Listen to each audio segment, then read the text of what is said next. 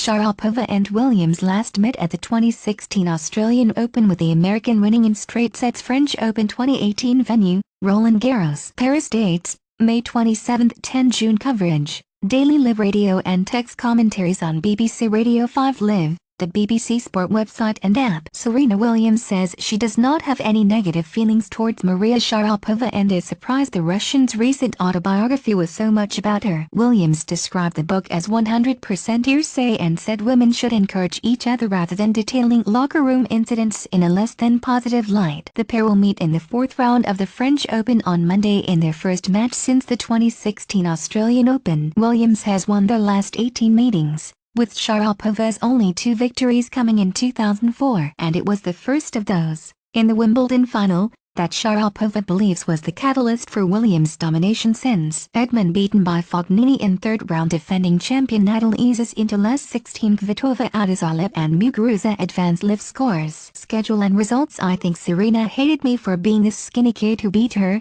against all odds, at Wimbledon, she wrote in her 2017 autobiography Unstoppable. My life so far. But mostly I think she hated me for hearing her cry. I think she hated me for seeing her at her lowest moment. She's never forgiven me for it. Williams gave her first response to the book as she faced questions following her straight-set third-round victory over Julia Gorges in Paris. I think the book was 100% hearsay, which was a little bit disappointing, she said. I have cried in the locker room many times after a loss, and that's what I have seen a lot of people do.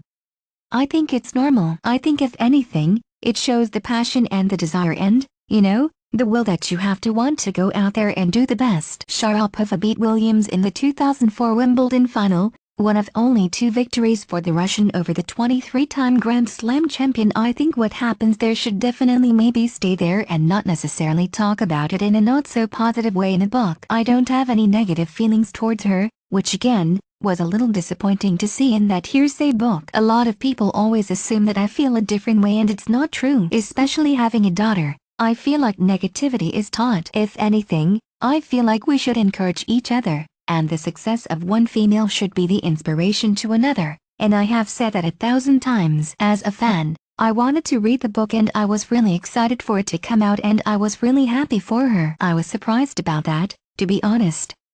And then the book was a lot about me. I was like, oh, okay, I didn't expect to be reading a book about me. That wasn't necessarily true. I didn't know she looked up to me that much, or was so involved in my career.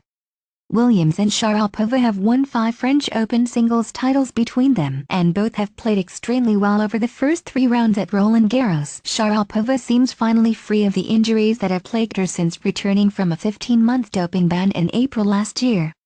Williams' biggest concern may be a lack of matches. The French Open marks only her 3rd competitive appearance since the 2017 Australian Open, which was her last tournament before becoming a mother in September. She's probably a favorite in this match, for sure, Williams said of Monday's 22nd meeting between the pair. But I think this will be another test.